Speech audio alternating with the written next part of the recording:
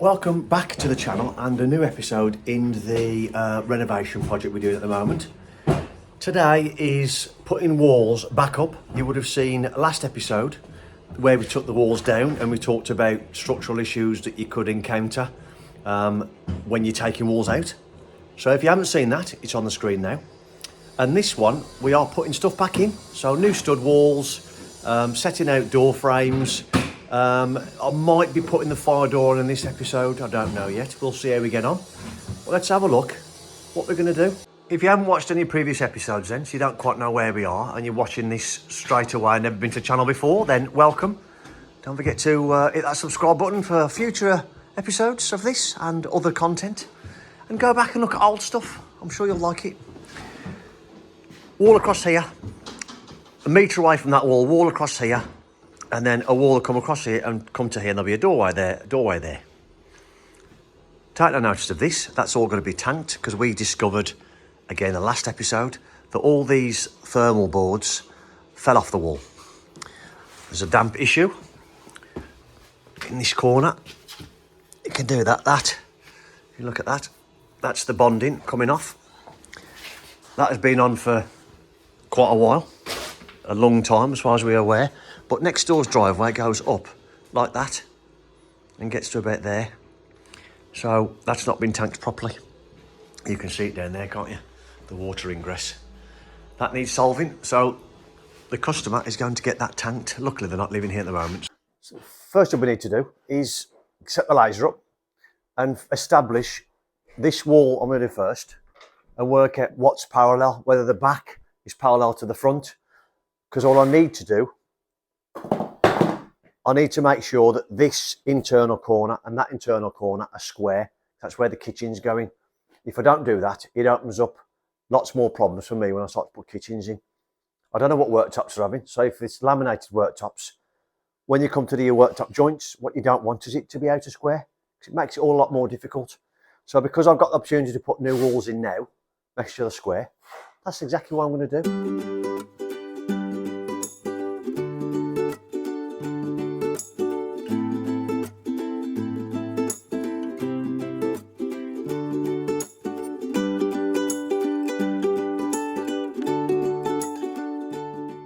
Measured off the front of the house then, and that is roughly where I want it, 2 metres to this trunking, or to that point of the trunking. So I've done that, that's set on the trunking there. This is set at 2 metres to my mark up there, and then I've then checked this wall for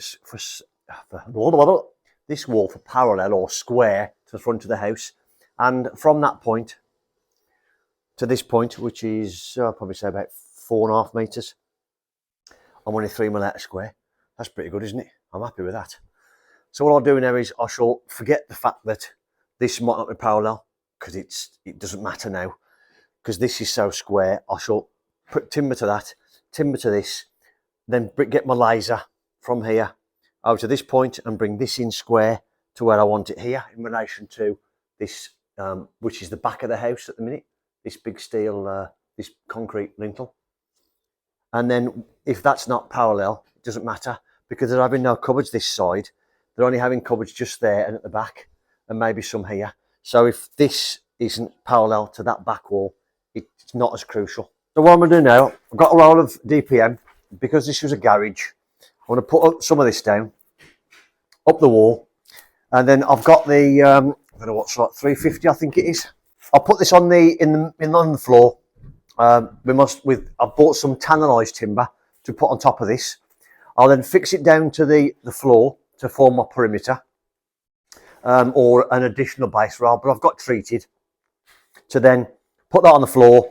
I'll then screw it down, and before I fix it, I've got some sticks I shall squirt it around the holes and screw through so it then seals the holes again. And then once I put the walls on, I can then put this on the floor.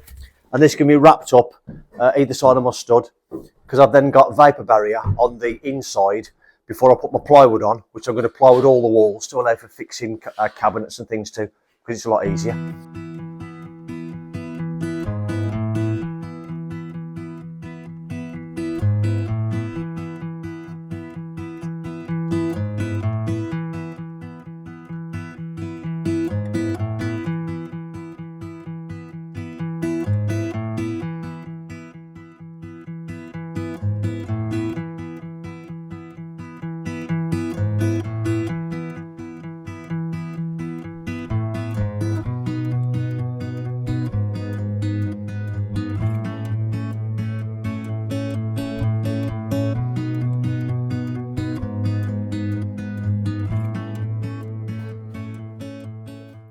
So what you would have seen on the time lapse is that I've put my packers in without lifting, not to support all the timber all the way across, about every 350 or so, something like that. I've then glued them to the floor, marking them with orange spray, so I'll put them back in the right place again because the floor's quite bad there. I've then used one of these, they're like a multi-purpose bit. I'll come a bit closer, they're quite like a blue colour. And they're really good. It just means for this application where I wanted to drill through my timber and then touch the concrete to actually mark where it is, they're really good, and you don't damage your brad point bits or your metal bits.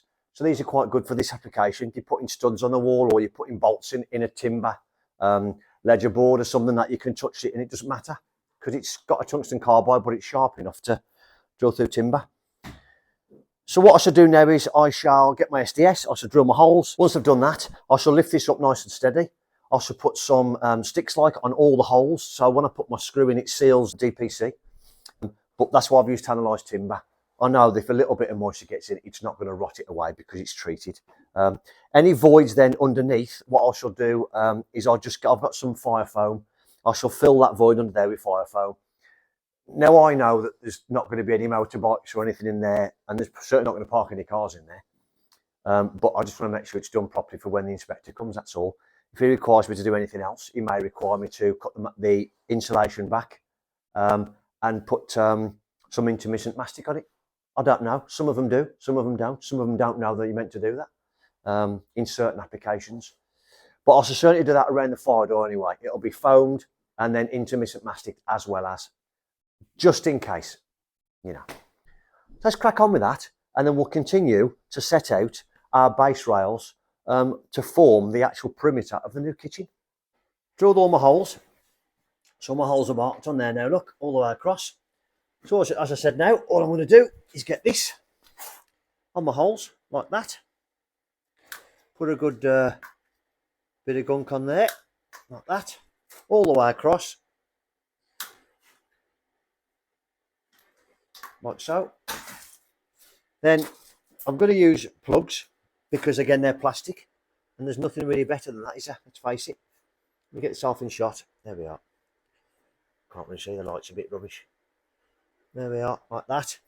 Put my plugs in, knock them into the floor, tilt this back down nice and steady again, put myself back on the laser, and if I'm back on the laser and I'm tight on that wall over there, then I know that this is exactly where it should be. My packers, I know my packers are in place, so I've gone either side of the packers so it can't rock. And once I put foam under there as well, solid, and then that then becomes the timber that I'll sit my first base rail on.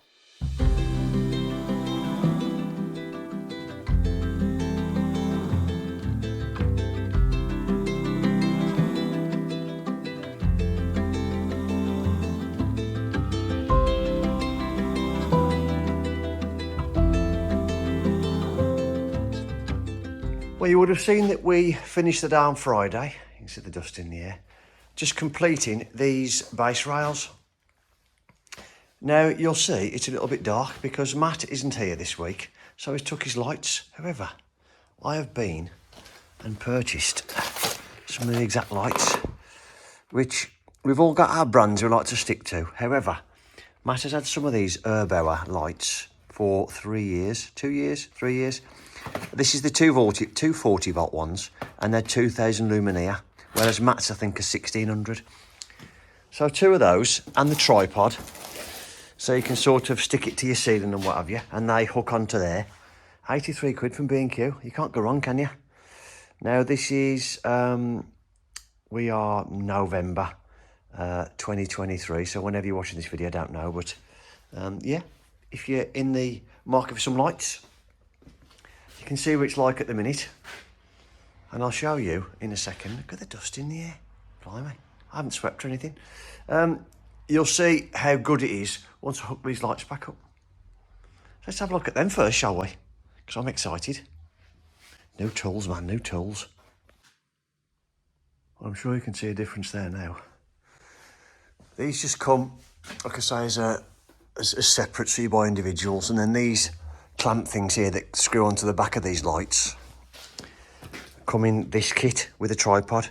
Now, I haven't got the tripod out yet, but I know what it does because Matt's got one, as I said. You can either have a little tripod like that, or you can have a pole that you can, it's got like a spring-loaded base on it, so you can clamp it to your ceiling and your floor.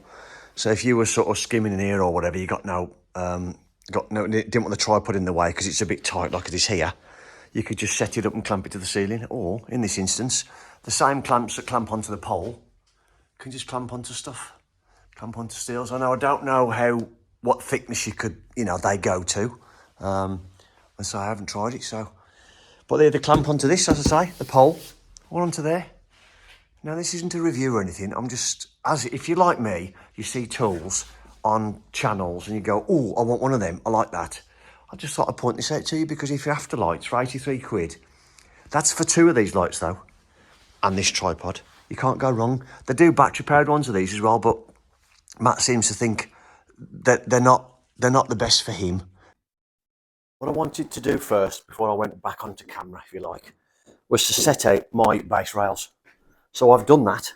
This one's level. I've gone 400 centres from this corner to that corner, so that'll be one stud. And on there, just for reference for me and Matt, that way is 400 centre from here, and that way means it's from the outside, because your inside will be different in terms of where your studs finish, because obviously there'll be a timber there, and that won't be centre.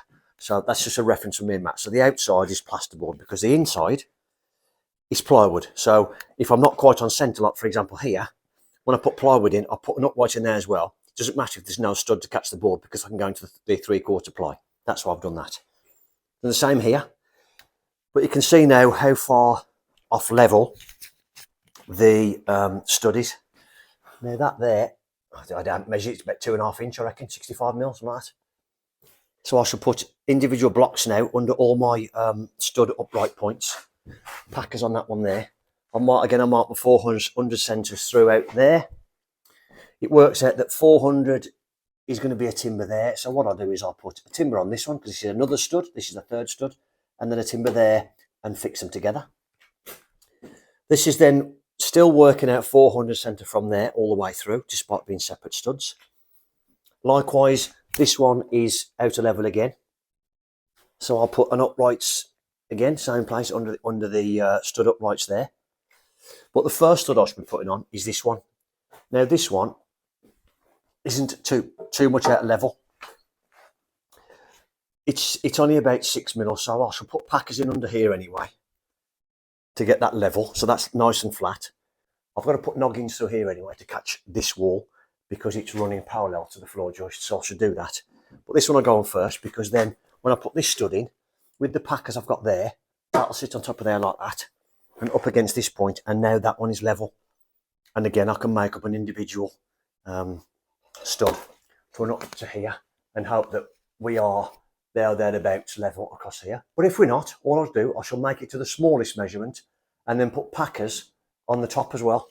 Because for me, it's more efficient to make up a complete stud and put it in place than it is to make up loads of individuals, because you're trying to hold it and measure it. I should go through exactly how I do that in a minute, the easiest way I find to measure.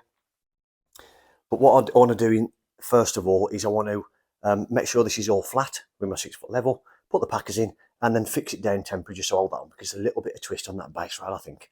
What I've done is, because there's a little bit of twist on this base rail, I've used a screw and washer at either end.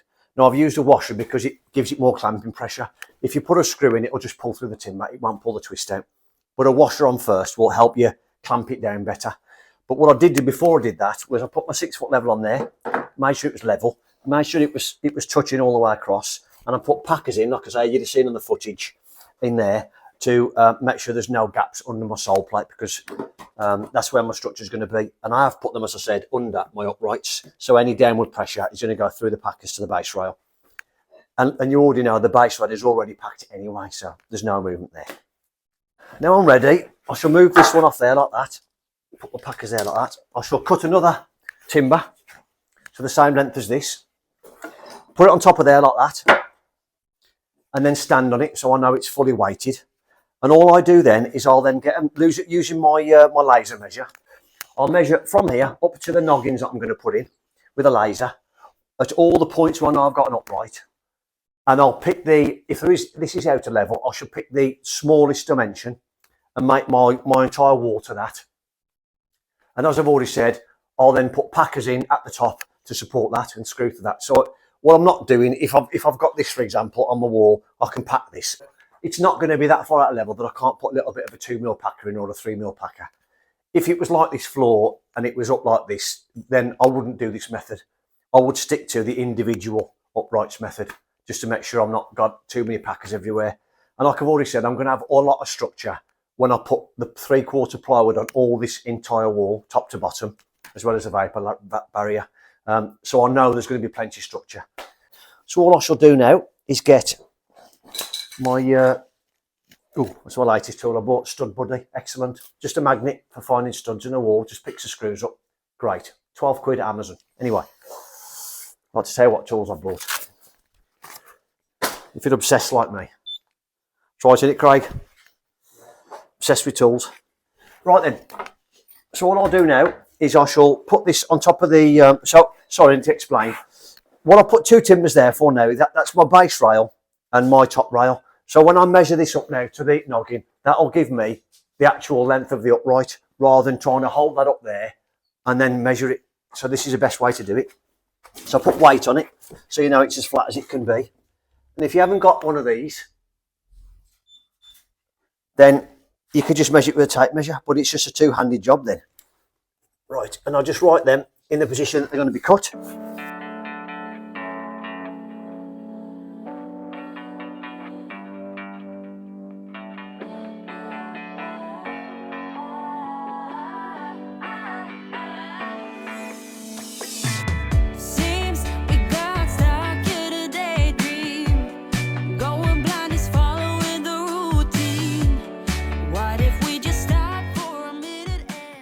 That's how simple it is, but it's difficult to do if you haven't got a separate base rail on. I need to say that to you. If you're doing this method, putting a wall up in one hit, it is easier if you've got another base rail. So, excuse me, because you've got the thickness of that base rail then to sort of lift it up and pivot it and tap it in. Now, because as you know, I set it at the lowest dimension. That's nice and tight there, look. That's nice and plumb there because I knew that this wall was that way, so I set it to the shortest length in there, so I know there that top bit's going to be off the wall, so I put a packer in there and I'll knock that in so I don't pull this line out of level, because the plan is now to put another timber on here like so. Once I've put that top plate on, as you've already seen me demonstrate, and then continue round. And if you can look there, there's a bit of a gap there, look. What I'll do now is, since I've got some 1/2 ply at home, which I think that's about 14mm if I've measured it right, 1/2 ply, screw straight into there, it's done. Packers, bit of glue, done. So we've already discussed putting this wall up. I did that. All I did for myself though is I allowed this plate to be longest to get it onto this floor joist here, just to get some structure into there rather than putting extra noggins in there. That is set now, ready for that next base plate to go to that point over there, as we talked about. The only other thing I did, I allowed that base rail to go to my finished face, but I allowed the top plate to go against this one. So just have a bit of a think about it, that's all. And this is all solid now. I'll put this piece of timber on here. This just needs screwing. That's my return. And then I can put a timber in there now, or a bit of 3x2 as a bit of a board catcher, because we've got plenty of bits of timber kicking around now in my my bucket over there. And what doesn't get used gets put on the log burner.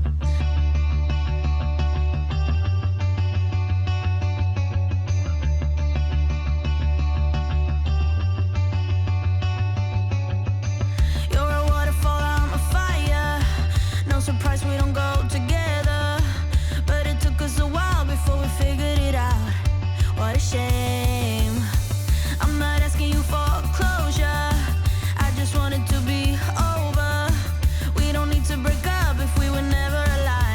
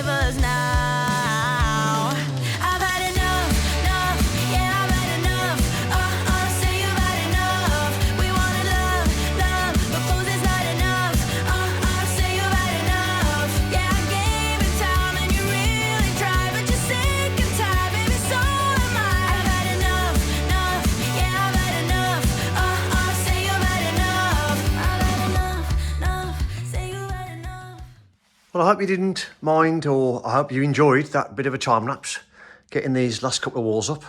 I had a bit of a faff trying to, getting all this and setting all the heads and the what's it's right. Did all my packers down the bottom.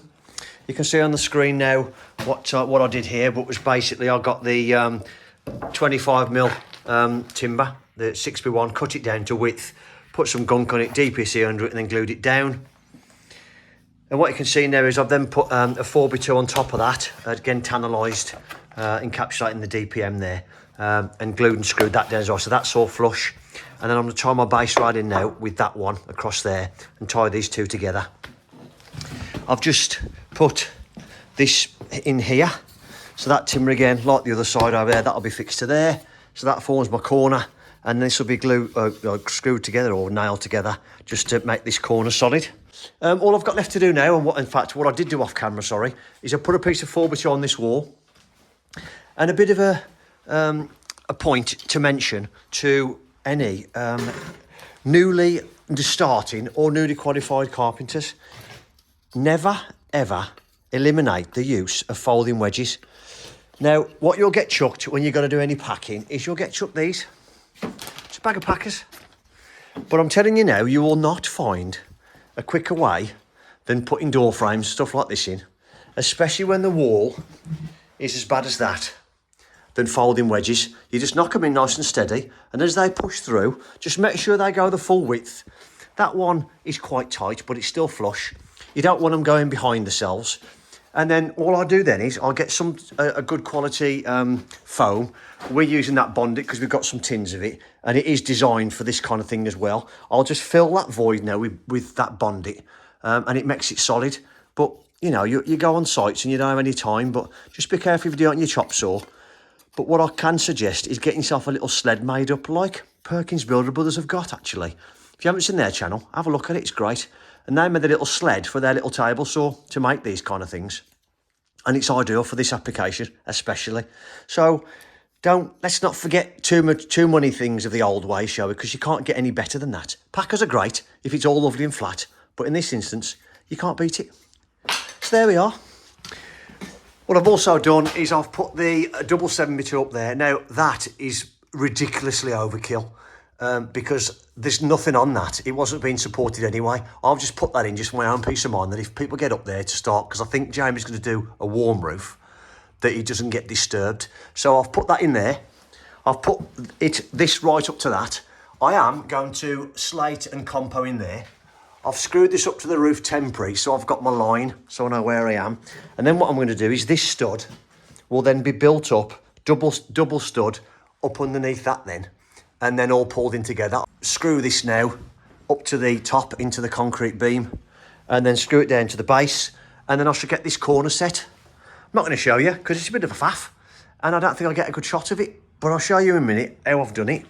And what this opening is going to be is a 2'9" internal door opening, because the customer wants wide gap over there, so I've allowed for a 2'9" fire door, and then a good corridor so we can bring things like mowers and bins and all that kind of business through without going directly through the kitchen. So that's only going to be going through as utility. So that's great. And there's a door here as well. So this space here is just about a 2'6" door opening, external opening for a 2'6" door frame, that is. Hence, I've pulled that over this way and we're not in line with this reveal. I've just stepped it in because I wasn't going to get my width here. So I'm just about to set out for my noggins now. So that's all double timber under there. That bit of timber that you can see is centre shot, holds it all together. I'll just put another noggin in there as well and toss it together. Now that's solid. I'm going to put noggins in here anyway, so I'll put 3 or 4 noggins in there anyway to structure that because it's for the door. What I'm going to do now is, because I've measured these all the same, made myself a bit of a jig. So I know that for this CLS stuff, it's 362 is the noggin for 400 centres. So because I want to set my saw, what I've done is I've just put a piece of timber like that, sat it on some packers, screwed it into the holes that you've always got in the back of your fence, and then put a bit of a timber to drop down like that, just to sit that against. And then every time I do a cut, it's exactly the same. Obviously, if it's shorter, you just screw a stop block straight into the base of your saw, but in that instance, that sort of helps you out a little bit. So quite simple, Got plenty of scraps of timber. Just got to be careful that when you push it and you don't slam it in. And always make sure that under there is clean when you put your next piece of timber in to cut. So there we are. I've got 12 of these to cut at the same size. And then obviously the start of your run is always smaller. So over there, these two here are different. That one there, and then this one here is different. But I've only got to cut one row because when it's been plywooded, there's really no need to do any more. That's what I'm going to do. Get these cut, get these noggins cut in here, and then hopefully a lady or gentleman will come to that door and give me my vapour barrier, which is due between now and before I go home. Back at the job this morning, despite my rocky start on Monday, I had a good day yesterday and I've got all the structure done and completed, although I could have done a bit more if the vapour barrier had turned up when it said it was going to, but it turned up right at the very end of the allocated slot, so I couldn't do it. I ended up standing around just cleaning up and stuff, so because I'm at the stage where I can't do anything else until it came, but it's here now. This is the stuff I'm using. Non-specific companies I use. It's just, this is an Amazon purchase. I think it was, I don't know, about 39 quid. It says exactly what it is. It's a foil membrane, and it's a vapour barrier. So that's it. And hopefully there's 50 metres on it. As you can see, it's pretty much the same makeup as felt, except it's a bit thicker. It's meshed, if you like, but it has got the overlap required. So when you're overlapping each layer, you go to that line and it helps you out. If you put your first row on level, it all looks nice and tidy. I'll make sure there's no writing on it, so I don't put the writing upside down, because we did that at Adams and it drives me mental. Anyway, so I'll staple this on. Excuse me, I've just had a bit of a sweep. And then I'll be sticking it on with the old foil tape. I've got one of these just in case I run out, but that's got the paper on it. We don't use that anymore. This stuff is just from B&Q and it's not expensive, but it's no paper at all. It's just sticky back tape like any other. Excellent. So that'll be used across all the joints. As you can see then, I've completed all of my stud work, like I've just said, and all the noggins are in. All the corners are in. Only thing I haven't done yet is, and I'll leave it to the end, rather than wasting timber, I will pick up any bits like this of a good sort of 250 minimum, like that, and I use that as board catchers. I'm going to need board catchers on here, because for this internal corner, and there. Everything else is all good all the way through. And same here, board catchers on here and down there to catch the inside face again. As I said, I've split that into three. I've just put that one at 600 because that's at 1220, so that's at 600. And that one is just in between there and there. I've already talked about the timber on there, so the frame will go in there. All I've got to do is compo that in up there, which I'm going to do with some slate and some compo. As I've already said, before the comments come in, this doesn't carry anything anyway. It's just my peace of mind that if people do go up there, because the customer's going to do a warm roof, it doesn't have any impact at all on what's underneath. I've left these off the floor, so they're not touching. This one is on the floor, but it's tannelised and there's DPC under it. We're hopefully going to come up with an idea to run this all the way through, but I've got to speak to a couple of companies, hopefully, to help us out on that. And then put the frames in and I'll make up piece above that. I've got to put the fire door in that gap over there. So as you can see now, the corridor I've been talking about is this one. I've done a 2'9" door here, so it's got good width to get out to the garden. This is going to be, by the time it's finished, about a 950, so a good width again, enough to get a radiator in without clattering it. And there'll be a 2'9" fire door in there, but we've still got to sort this wall out because it's damp. Now, it has helped it a lot. There's no smell in here at all now, and the walls look nice and dry. So clearly having that insulation board on was just holding the damp in, and it was holding it in the floor as well. Again, I'm going to speak to some companies because there's no DPM in this floor other than this new bit. I'm going to speak to them and see whether I can put liquid DPM on this floor here, or whether it's going to cause any trouble. My opinion is it does what it's meant to do. It just replaces this. Rather than being under the concrete, it goes on top of the concrete, is my perception of it. But I'm going to speak to specialists about that. And also I need to know the impact of any flooring I put on top if it affects it in any way. So I shall sort all that out first. And if I do get to do it, or if I ended up doing it, I will let you know and give you all the information that I find out. So without further ado, let's get some vapour barrier on these walls.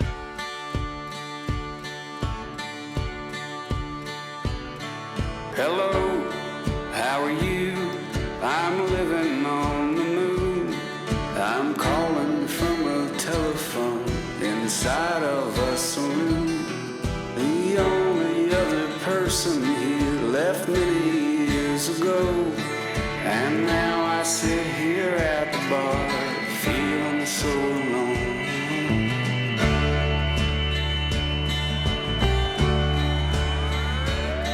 I've read all of the books I had and walked the planet round, but still the thing I'm looking for refuses to be found, except this clanging deep grip. Oh, I am such a fool, a man who wanted quiet, so he went up to the moon. But now this precious solitude I once thought so sublime has changed my sense of what is real and what is in my mind. I think I hear the voices of my distant family, the laughter of my oldest friends, the years I haven't seen.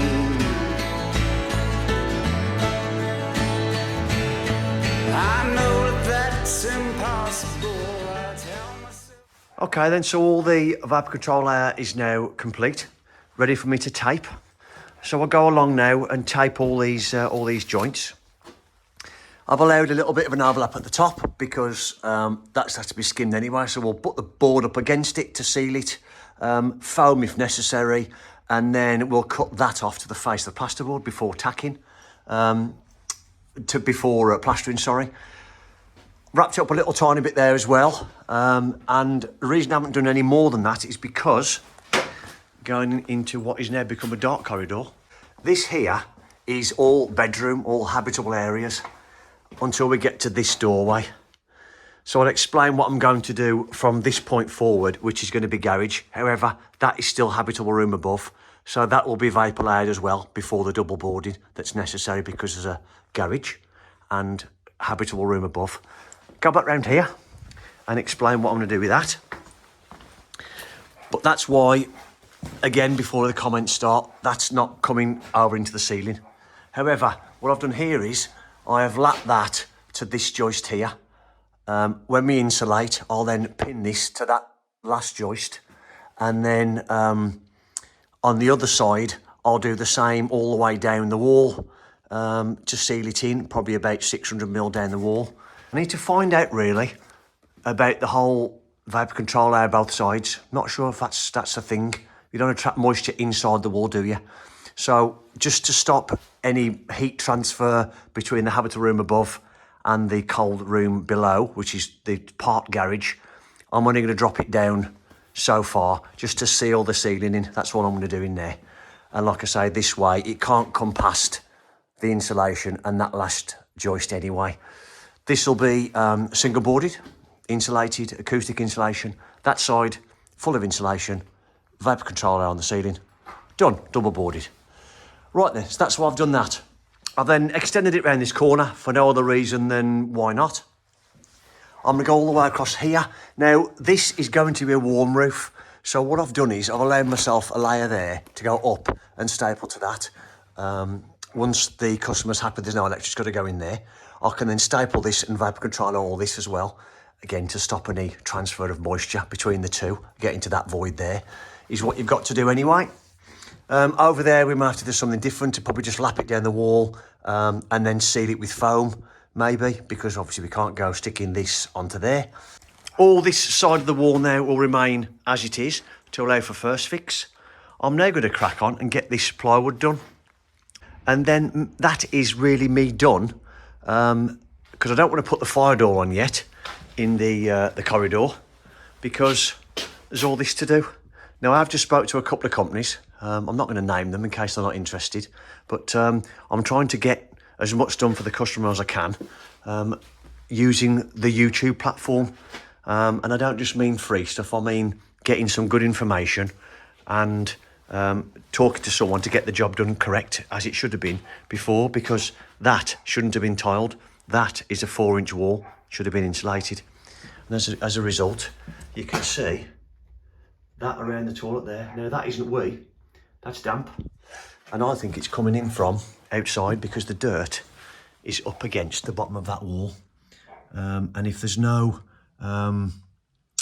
if that is a 4-inch, which I think that must be an old outhouse, if you like, when this was converted years ago, it needs some kind of, I don't know what it's called now, like a seal on the outside of that.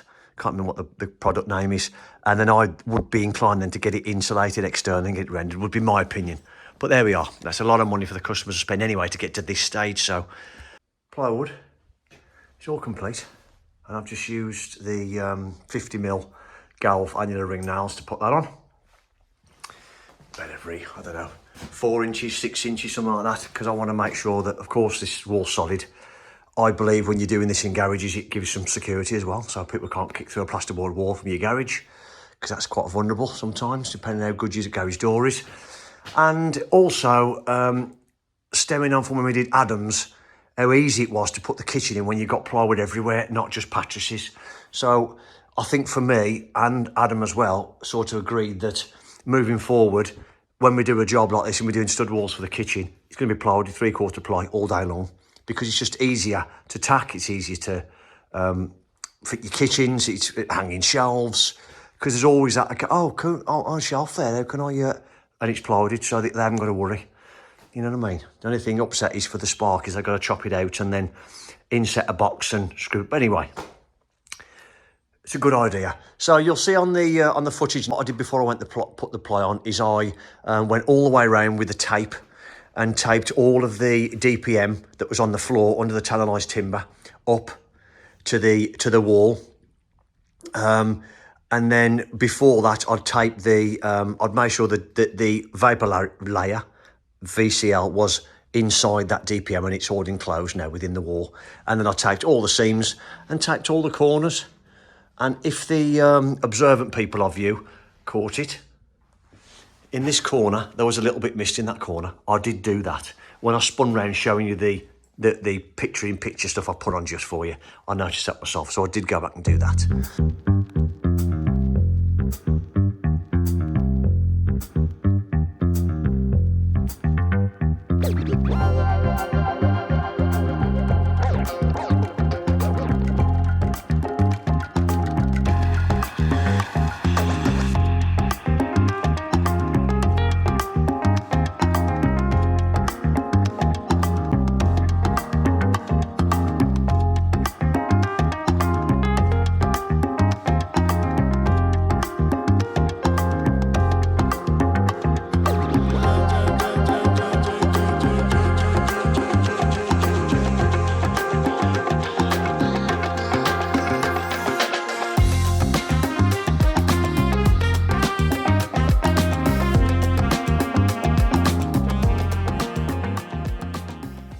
That door frame's in now.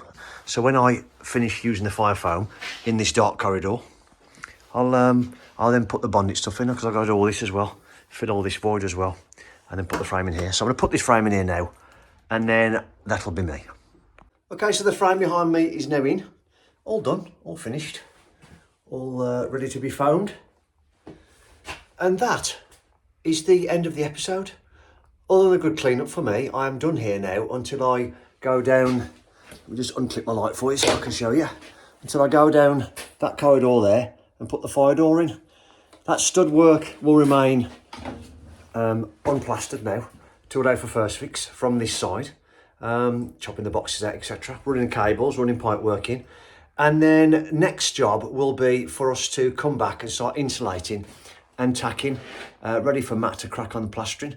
Now, we're not going to show that on the channel because we've done that plenty of times before, but what I will do is next time I'm back doing some work here, I'll show you some progress, or I may put some bit of a snippet in the video just to show where we are, to give you continued progress on this job. So if you want to follow it, then that's what I'll do for you. I'll also discuss a little bit more about what we're going to do with this floor, I think I've already mentioned in the video earlier about I've been speaking to people about liquid DPMs and things to try and get this sorted for the customer. That there is still going to be tanked behind me, that wall there. And then we'll look at doing that. Maybe use the Jip liner if you've never seen that before. It's just like a little metal stud that you fix top and bottom track, clip it in, put brackets on, stands it off the wall, and you just plasterboard it. And that gives you the air gap then for that to breathe. So we may look at doing that as well. As always though, I shall now leave you for me to have a good tidy up. Probably 25 minutes tidy up, put my tools away. Thank you for watching, and we will see you, hopefully, on the next one.